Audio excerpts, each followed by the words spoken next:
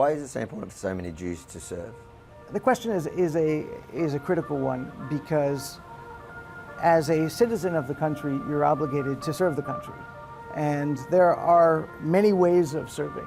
Of course, there's serving through the community, but there's also serving in the military. And that was just part of how you gave back to the country in which we received the freedom. Because again, these people are coming from, in terms of my family, they're coming from places which were, of course, not very friendly to the Jewish people.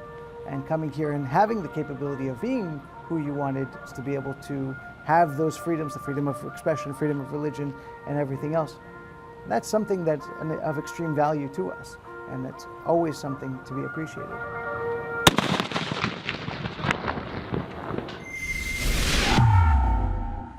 In the lead up to the US election, I travelled across America to find out what the average person was thinking. As I guessed, here in Australia, we were being lied to by the mainstream media about what was really happening on the ground, which it turns out, as we all know, my gut was pretty right. It was a great tour that you can still catch up on and support at aviacrossamerica.com.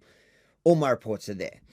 I started in the Democratic failed state of San Francisco. We drove through the heart of the US, and I was privileged to end the tour not 20 meters from Donald Trump himself as he walked out on stage celebrating the truly historic political comeback. But during that month traveling across America, I also followed a side story that I've been meaning to share with you. I wanted to know what, if any, Jewish contribution there is to the US Armed Forces. So first I stopped in on a base and hung out with its chaplain for a Jewish holiday, and then caught up with Chaplain Major Eli Estrin, and I hope you'll enjoy this conversation as much as I did. Jewish contribution to the American Armed Forces. What does that look like, historically and currently? So actually, the history goes way back. The original six, as they call them, were the 6 Jews who were shipwrecked, and they ended up what would eventually be the United States. Were 6 Sephardic Jews who came to New Amsterdam. They were allowed to stay there, and they began to form a community. However, they were not given voting rights. They were not given full rights. In order to be able to have those full rights, they needed to be able to be a part of the guard that stood watch. And so they once again petitioned, and there was a chap by the name of Levi, I can't remember his first name offhand, who was given permission to be a guard, and as a result of that, they were given full voting rights. So the military connection to the New World begins all the way back then. Moving forward, there were, of course, Jews who were involved with the Revolutionary War. The first Jew killed in the Revolutionary War was actually prior to the war itself. He was scalped by Indians in West Virginia. And in the Revolutionary War itself, which, as many people know, was actually highly financed by a Jew. But most specifically, the one figure that I find most interesting was the highest ranking Jew in the Revolutionary War, a man by the name of Colonel Mordechai Sheftel. Colonel Sheftel served as the quartermaster in Savannah, and his son were involved in the fighting against the British. They lost. He was actually on a prisoner ship for several months, was freed, went back to the fight, and had a significant back and forth. The information that I find fascinating about him is that people don't consider the community to be particularly a religious one, but it turns out that from the diary of a priest who was on that prison ship, it turns out that Colonel Sheftel and his son were tormented by the British because they took their spoons, which was obviously how they ate food, and smeared them with lard and made them not kosher. So that was the way that the British were kind of, tormenting them, making things a little bit worse. But you simply wouldn't think of somebody from that period to be an observant Jew, but they were, and they served the country. One of the major figures after that is the first flag officer, a man by the name of Uriah P. Levy. He eventually would serve in the Navy with the rank of Commodore. He went from cabin boy, so all the way on the bottom to the equivalent of a 1 or 2 star nowadays. And Commodore Levy had a fascinating career in the War of 1812. He was taken prisoner by the British, and there's a whole story behind that. But he served all the way into the Civil War, and he died soon after that. But The interesting thing about him is that the United States is the first country to ban flogging aboard ships. It was believed that the only way to be able to get your ship into control was by flogging people.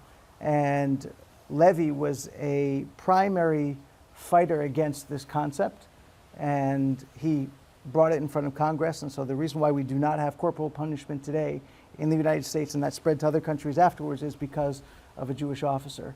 He had a fascinating career, was the captain of several ships, and possibly, even from a historical perspective, he bought Jefferson's estate, Monticello, and saved it from just basically falling into disrepair. And then afterwards, he had no children, but he gave it to his nieces and nephews. The family actually gave it to the United States as a gift. So one of our cultural heritage sites was saved by him. And then you go further. The founder of the nuclear navy was Hyman Rickover, a Jewish admiral. And besides for these obviously incredibly important figures throughout, in terms of creating doctrine and creating concepts. For example, the Navy Seabees. The father of the Navy Seabees was Admiral Muriel. He was a Jewish guy. The Green Beret, the father of the Green Beret, Colonel Aaron Banks. Besides for that, you also have, on the enlisted side, you have average Jewish service members who did very unaverage things throughout, all the way up to the current day. And so it's a really fascinating history. It's not a very well-known history for several reasons. Number one, because we typically are not well represented in historical texts. And number two, it's just simply most of these people were just trying to do what they needed to do, and they just kept on moving. They were not, shall we say, celebrated in the way that some other people may have been at other times. So actually in the early 2000s, there was an effort to review medals that may not have been given to Jews because of either anti-Semitism or because people just brushed it away. And I think one of the most fascinating examples of those is a man by the name of Tibor Rubin, who was a Holocaust survivor, came across as a teenager, and wanted to give back to the country that saved his life, and enlisted in the army during the Korean War. They failed him out because he couldn't speak English. He had an atrocious Hungarian accent. You can watch videos of the guy, and it seems like he's chewing rusty nails when he's trying to speak. But he cheated on a test in order to be able to get into the army, and then went overseas even though he wasn't a naturalized citizen. His sergeant was a vicious anti-Semite, and he actually regularly called him epithets. We're not talking about, pretend anti-Semitism. We're talking about actual anti-Semitism. And then when they were in battle, regularly sent him to basically missions that were defined by death. In other words, expecting him just to go and get killed. And the most shocking one of those was where the entire unit withdrew, and he was left on a hilltop by himself to hold back hundreds of Chinese the plan was for them to attack the next morning, and they did. And somehow he just basically went wild, bouncing from one foxhole to the other, pretending that he was more people than he was, and fought for something like 24, 25 hours by himself, and then walked down the hill. And the sergeant was like, "How are you back here?" And he continuously did that. Eventually, he was actually injured. He stayed behind with others who were taken captive by the Chinese. He went into captivity with them. And even though the Hungarians said, okay, we'll take him back because he's a Hungarian boy, he said, no, I'm an American. And he stayed in captivity for over 2 years. And during that time, he used the information that he had learned while he was a Holocaust survivor to be able to save the lives of the GIs that he was with. And so he was actually nominated for the Medal of Honor 4 separate times, and every one of those either was lost or the officer that put in the paperwork was killed and things like that, so it kind of disappeared. And then they picked up the case in the late 2000s and managed to give him the Medal of Honor. Well deserved for several reasons at the end of his life. A really remarkable guy. So in more recent times, let's say since the 2000s, and there's been a couple of wars since then that America's been involved in, what are the numbers of Jewish armed forces? So in my responsibility with the Aleph Institute, We serve Jews in the U.S. military by making sure that they've got the supplies that they need, as well as advocating for them when they have issues with religious accommodation or whatever it is. And we do that with chaplains. We endorse chaplains, which means we certify them for service.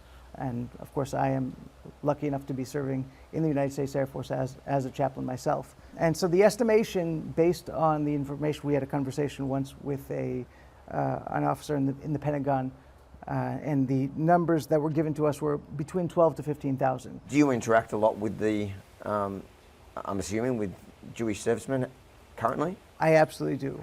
Specifically in my role as the military personnel liaison for the Aleph Institute, that's where I'm able to see the broader stretch. In other words, me personally, I'm a reservist. I'm attached to MacDill Air Force Base, the 6th Air Refueling Wing, and MacDill Air Force Base has a broader footprint in terms of having several commands. You've got Central Command there, you have the Special Operations Command there. So on my base, what I know of from my numbers in terms of the 6th Air Refueling Wing, there's about 30 Jews on the base out of about 4,000 to 5,000 or so.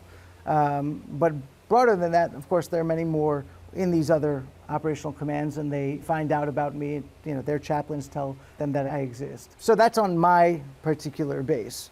And each chaplain has that kind of circumstance where you're on a specific base. You'll have anywhere from 15 to 150 Jews on that installation. In my responsibility, I reach out to Jews. We certify them as lay leaders because there are only 90 Jewish chaplains in the U.S. military right now, so there's not nearly enough to go around.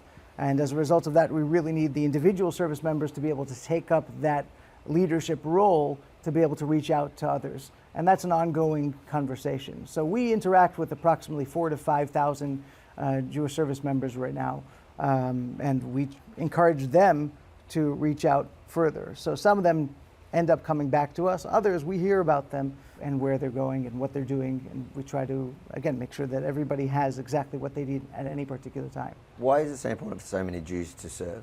The question is a critical one, because as a citizen of the country, you're obligated to serve the country. And there are many ways of serving. Of course, there's serving through the community, but there's also serving in the military. And it is a critical element that we need to be a part. We are, on one hand, as a Jewish people, we are a nation apart, and that's part of our identity, and that's part of who we are, and part of our struggle as well. But it's a blessing in the end. We bring things to the table that other people don't. Our culture brings us blessings that other people don't know of. And so it's critical to be able to do those things, to be able to fend for the freedom that this country represents. And that's what you see when you look at the history in terms of the numbers. The numbers are smaller, of course, than other cultural groups because we are a minority. But in terms of impact, the impact is always so much bigger. And I'd just like to point out, historically speaking as well, the numbers were bigger in World War I, World War II, and the Korean War, partially because of the draft, also because of the invested Jewish interest, specifically in World War II. But there was a tremendous amount of appreciation for the freedom that the country gave. And so therefore, that was just part of how you gave back to the country in which we received the freedom. Because again, these people are coming from, in terms of my family, they're coming from Russia, mostly Poland, but places which were, of course, not very friendly to the Jewish people. And coming here and having the capability of being who you wanted to be able to have those freedoms, the freedom of expression, freedom of religion, and everything else. That's something that's of extreme value to us, and that's always something to be appreciated. And worth fighting for. And absolutely worth fighting for. Just before we get back into the discussion that I'm sure you're enjoying, I have a quick message for our US viewers from one of my tour sponsors. The election is officially over, but is your money still at risk? The US has a staggering $35 trillion debt. Interest on that debt alone now costs more than the entire defense budget for the first time in history. On top of that, the US is still feeling the consequences of the brutal inflation we saw under Biden and the global chaos ripping across the globe. That's why thousands of concerned Americans are turning to precious metals to help hedge against these threats. And they're reaching out to the top-rated precious metal company, Goldco, to make it happen. Goldco has over 6,000 five-star reviews and has helped people just like you purchase over $2.5 billion in gold and silver. Right now, they're offering a free gold and silver kit to help you diversify your savings. Visit rebelnews4gold.com to get your copy free of charge. Plus, you could receive up to a 10% instant match on bonus silver for qualified accounts. rebelnews4gold.com. Has October 7 changed anything for servicemen across any of the US Armed Forces? The short answer is no. The long answer is we'll have to see.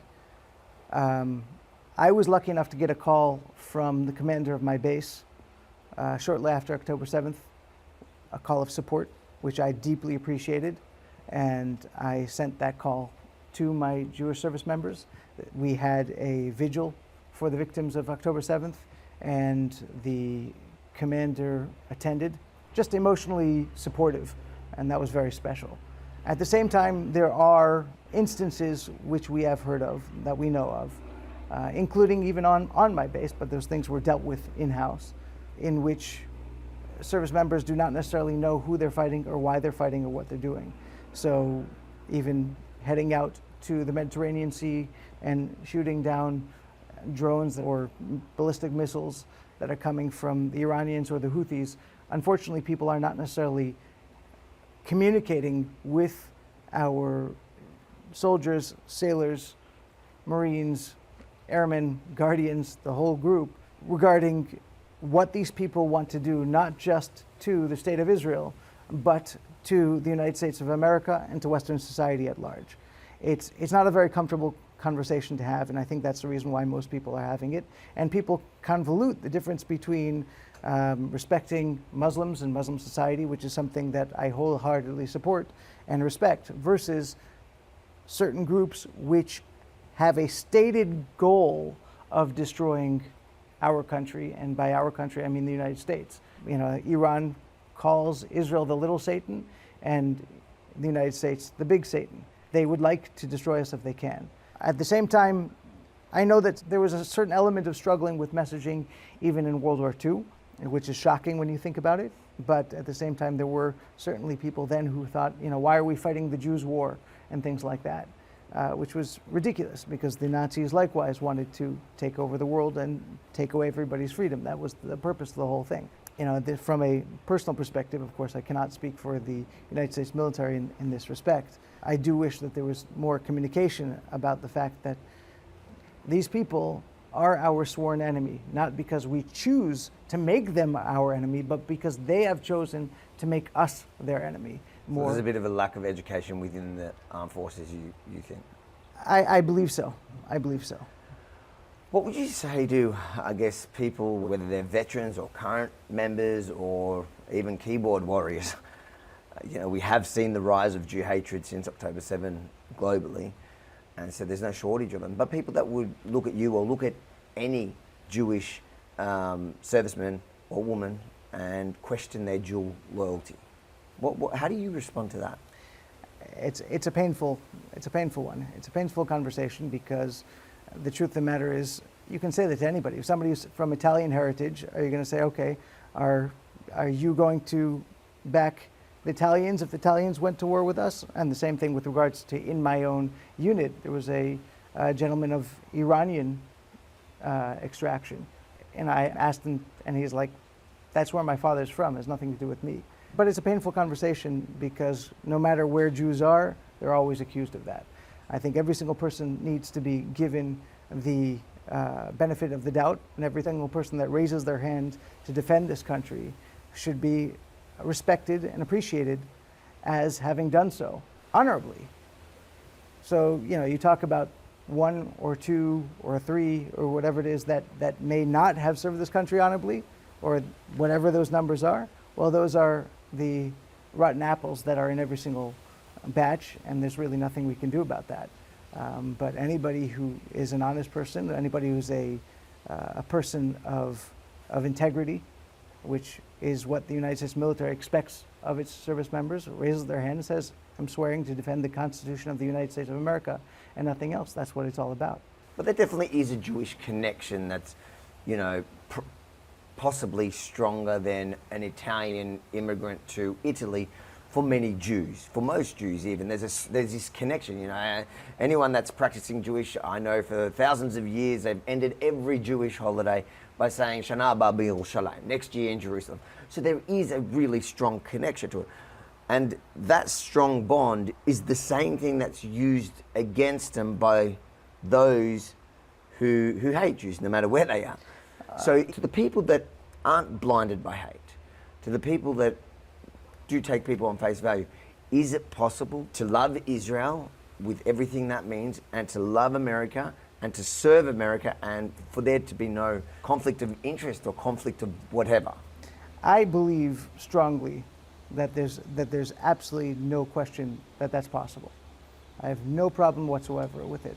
The question was asked of Catholics for many, many years, and they had to go through the same thing. And nowadays, I don't think that the question nearly comes up with them. But the same exact way that you have a certain connection to a spiritual source, but when you raise your hand and you commit yourself to something, that is your focus, and that is what you're doing, and you cannot possibly go against that.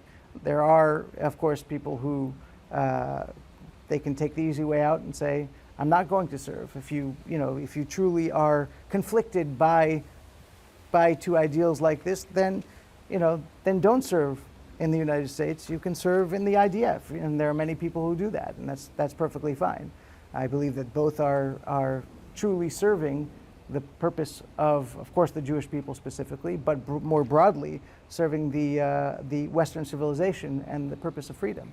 Every person has the ability to be able to stand true to who they are, to be able to hold up to a commitment that they make when they swear to defend the Constitution of the United States, to be able to completely and utterly focus on that and to not worry about anything else. When you join the military and you are serving here, are you fighting only for country or for a set of values?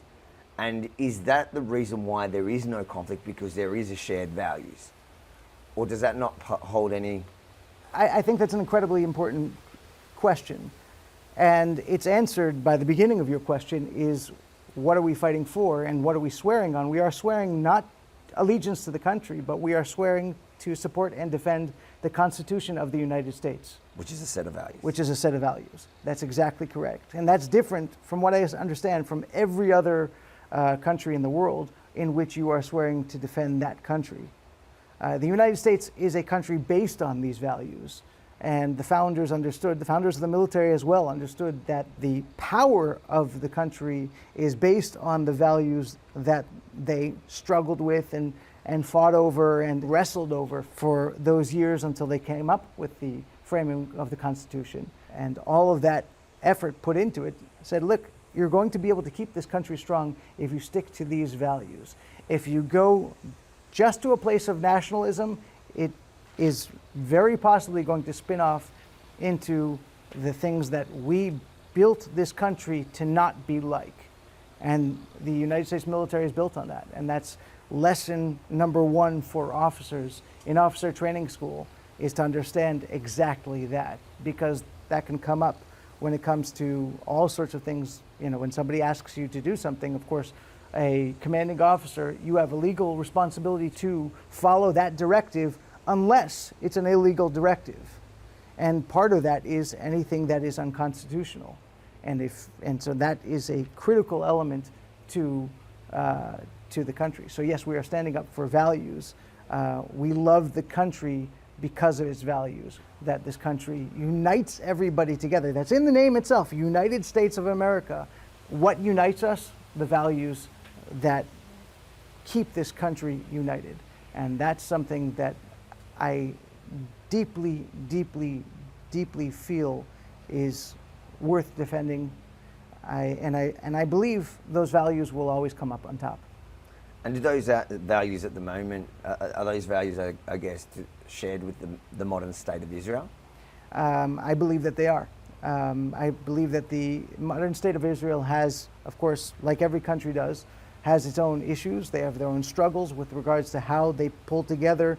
For example, the whole conversation of church and state in Israel is a very, very difficult one, to say the least. But essentially, their values are the same in terms of freedom, of individual rights, in terms of individual value, the value of life, all of those things which are the core elements of our Constitution. They believe in those as well. They struggle with them possibly more than we do because Israel, it's in a more volatile region. It's a far more intense place because of the fact that it's like at the crossroads of history, is that the crossroads of religions and at the crossroads of cultures. And as a result of that, they're going to struggle with it more than we do and in a much bigger stage, which is ironic for such a small, tiny slice of land and such a tiny group of people. I always like to point out that the margin of error on the Chinese census is greater than the amount of Jews there are in the world. So you could drop off 15 million Chinese and nobody would know the difference. And here we are, every single one of us, because of our big mouths, because of our big ideas, some ideas which are great, some ideas which are terrible, but the Jewish people just have this energy about them that they actually make a massive, massive difference in the world. And compare that to the Chinese. The Chinese are all about shutting ideas down and focusing them only on what the government wants you to do, copying ideas and developing them for the purpose of the state, for the purpose of something that is meant to shut people down. We can agree that some Jews have very bad ideas. Yes, we certainly can. We historically we've had our share of absolute and total imbeciles who couldn't shut their mouths. We can definitely agree on that. I know earlier you said that that you want the education to be that about, for example, the Iranians and the Houthis, how they call Israel the little Satan, America the big Satan. Just playing devil's advocate, wouldn't the haters of Israel, wouldn't they say, yeah, they only hate us, they only call us big Satan because we're the big brother of Israel that's supporting Israel? If we just let Israel go, if America just turned its back on Israel, all these countries would suddenly not have a problem with America. I wish it were so simple. I really do. But you look at the things that they say, take people seriously. When they say they want to destroy you, you can't just brush that away. But we do need to recognize that there are plenty of peace-loving Muslims, and I will never, ever say, paint everybody with the same brush the same exact way. I do not want somebody to paint every Jew with the same brush. We are very, very colorful.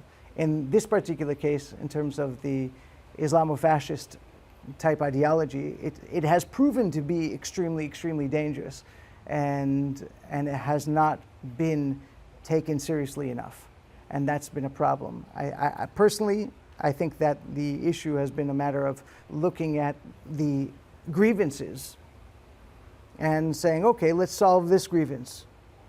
But as soon as you solve that grievance, suddenly there's a new grievance, and suddenly there's another one. Because suddenly it's there's not another the real one. problem. That's exactly it. And this is actually something that President Clinton said a couple of days ago. I don't know if you saw the video going around. He spoke at a Muslim event, and he spoke about this exact problem. And he spoke about how he had worked it out with Arafat, and he said, Arafat promised me that if we sign this deal, it'll all be good, and it wasn't. And immediately after that, Ehud Barak was willing to give away 97% of what the Palestinian state wanted for a Palestinian state, plus 4% of territory that they could have decided themselves, including half of Jerusalem. So basically the most generous gift that you can possibly ask, and they walked away. And so Clinton himself, who is obviously, he's a Democrat, he's on the liberal side of politics, of course, for him to state that publicly is to point out that there's a problem here. There's a problem of not being willing to solve problems. And I believe that in those cultures, there's a reason why they don't want to solve those problems. And that's a significant problem. So wiping Israel off the map's not even going to work. I don't believe so. I basically Not when it comes to the ideas of America, the Constitution, the belief system of free Western democracies. That's correct. And the clash of the culture, the clash of everything with those groups. So at the moment you have, I think it's shifted over time. You know, you mentioned ISIS, but ISIS is just a different breed of the Shia extremists of Iran, Hezbollah, the Houthis. What it comes down to is when people have become radicalized, and it goes down to earlier than childhood, when they are taught that death is a higher form of being, and that you can die in this glorious way, and as a result of that, you are going to be the greatest hero. And they look at that as their ultimate purpose. You've got a problem with the culture. It really all comes down to education. Well, I guess that proves, like, you get rid of Israel, there's still going to be people that want to reach that highest level of spirituality, so they're going to have to move on to the next target. That's exactly it. And on the other hand, if we would prop up the, I hate the term moderate, but basically the people who are true Muslims in terms of the concept of believing in a God who wants peace on this world, and giving them the capability of being able to grow their educational systems, and at the exact same time tamping off the capabilities of those extremist organizations to educate their children in terms of this really, really hideous way of life, which is not a way of life at all. It's a way of destruction. We'd be able to get somewhere. You know, everybody always talks about how you can't destroy an ideology. I believe you can, through education. When you start teaching people that they have a life that's valuable, in other words, whether it's the kid in Gaza, or whether it's the kid in Lebanon, or whether it's the kid in the United States, in Atlanta, it